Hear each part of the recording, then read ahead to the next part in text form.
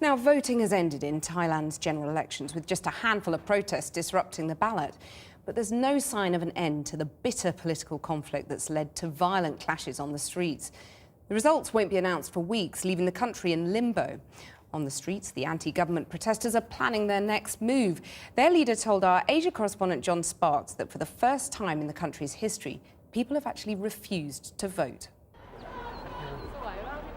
As the sun rose on election day, the people of Thailand made their way to the polls, or at least some did, like the country's embattled Prime Minister, Yingluck Shinawatra. There were a few friendly faces in the crowd, and she seemed grateful after 3 months of increasingly bitter street protests. Her opponents accuse her of corruption, and they threatened to disrupt the poll. The city is on a knife edge. Nobody really knows what's going to happen today, but the Prime Minister at least will cast her vote. Here she is, dropping it into the ballot box now. She seems calm and relaxed, which is pretty remarkable when you consider the political crisis which has enveloped her. Prime Minister, is this election going to solve anything in Thailand's political crisis? Sorry, I think we are this morning because it's a difficult question to answer because the election may not stand. Anti-government protesters have been trying to sabotage it. And in a Bangkok suburb called Din Dang, we found them doing just that. A group of protesters had surrounded a government building where ballot boxes and ballot papers were being stored. Election officials couldn't get them out. Are people in this part of Bangkok going to get a chance to vote? They will? I'm not sure. You're not sure? Yeah. In fact, hundreds of thousands of people lost the chance to vote today. What you're doing is not democratic, is it? Yes, that's true, but we want to have reform before we have an election. Some residents in Din Dang were furious.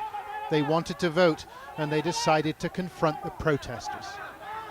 Tempers flared, and a shot was fired.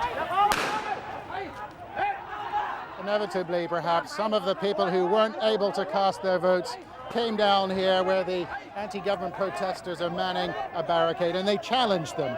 And not surprisingly, it got tense very quickly. Bottles were thrown, rocks were thrown. It was left to a solitary policeman to sort things out. Relax, relax, he said, but it didn't work. A few hours later, residents broke into an election office demanding the chance to vote. Officials said sorry, it was too late, to the total disgust of some. I'm Thai, and I want to use my rights, my freedoms. I mean, who are these people? If the government won't do anything, we will move against them. The centre of Bangkok was occupied by those who had no intention of voting today. A happy and affluent-looking bunch, all determined to bring the Prime Minister down. And in an exclusive interview, their leader told me they were close to victory.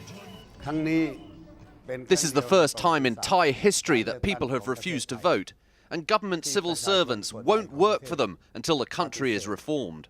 You say the majority of people in Thailand support you, so why haven't you participated in the election and let people vote on your reform proposals? The people know that these elections are just the same old thing, same rules, same organisation, the police, the ruling party. It won't be a fair election. The game plan is simple. Put so much pressure on the Prime Minister that she's forced to resign. But it's a dangerous game. Behind the smiles, the uncertainty grows as both sides appear to be digging in. John Sparks, Channel 4 News, Bangkok.